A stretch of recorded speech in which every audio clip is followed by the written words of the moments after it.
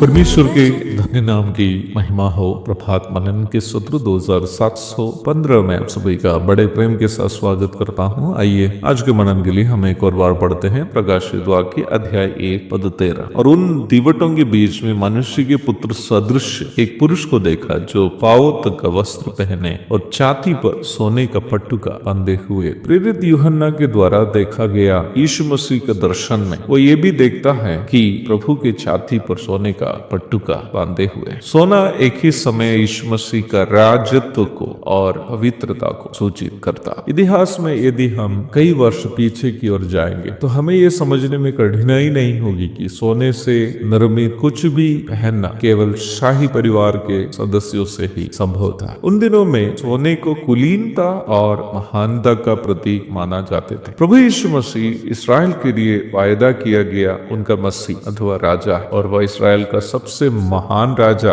दाऊद का वंश में होकर धरती पर आया। मीका 5 की 2, यशायाह 32 की 1, यहेजकेल 37 की 22 से 28 तक, मत्ती 1:17, लूका अध्याय 1 की 32 और 33। यीशु मसीह को एक राजा के रूप में देने की प्रतिज्ञा यद्यपि इस्राएल को क्यों न दिया हो, वह सारे संसार पर यथाशीघ्र राज करने जा रहा। दानियेल अध्याय 7 पद 13 और 14। वचन ये भी इस भाव में स्पष्ट रूप में सूचना देता है कि यीशु मसीह का राज्य अनंत कालीन होगा। सोना एक ऐसी वस्तु भी है जिसका जितनी परख की जाए उतना उसका शुद्धता अथवा पवित्रता दिखने लगता है। नया यरूशलेम को शुद्ध सोने से सजाया गया एक शहर के रूप में प्रकाशित वाक्य 21वां अध्याय में सूचित किए हुए आप देख सकते हैं। मेरी समझ से शुद्ध सोना शब्द जो इस अध्याय में उपयोग किया गया वह सोने का महत्व को नहीं बल्कि नया यरूशलेम का पवित्रता को सूचित करता है। राजा सुलेमान जब यरूशलेम में परमेश्वर के लिए मंदिर बनाया, उन्होंने पूरे मंदिर को सोने से सजाया। पवित्र स्थान और अति पवित्र स्थान के ज्यादातर चीजें सोने से सजाने का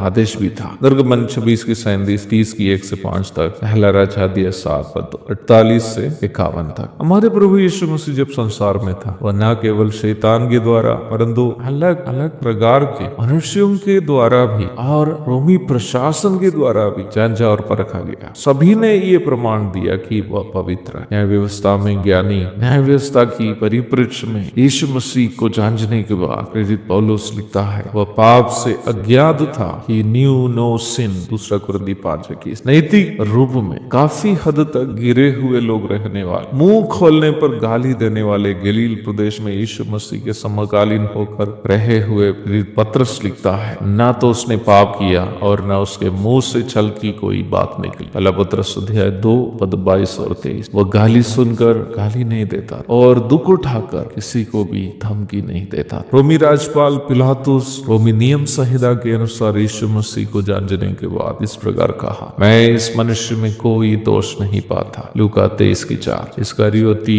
यहूदा जिन्होंने यीशु मसीह को पकड़वाया था आत्महत्या करने के पूर्व इस प्रकार कहा, मैंने निर्दोष को घात के लिए पकड़वा कर पाप किया है। मत्ती 27 की 4। हाँ प्यारो, यीशु मसीह परम पवित्र था, उनमें कोई कलंक नहीं है, पाप नहीं है। वह शुद्ध सोने की तरह संशुद्ध है, परम पवित्र है, इसलिए ही वह हमें हमारे पापों से शुद्ध करने के लिए पर्याप्त है। एक और शुभ दिन की धन्य कामनाओं के साथ आज का मनन में यहाँ समाप्त करता हूँ। प्रभु आप सबको आशीष दे। आमीन।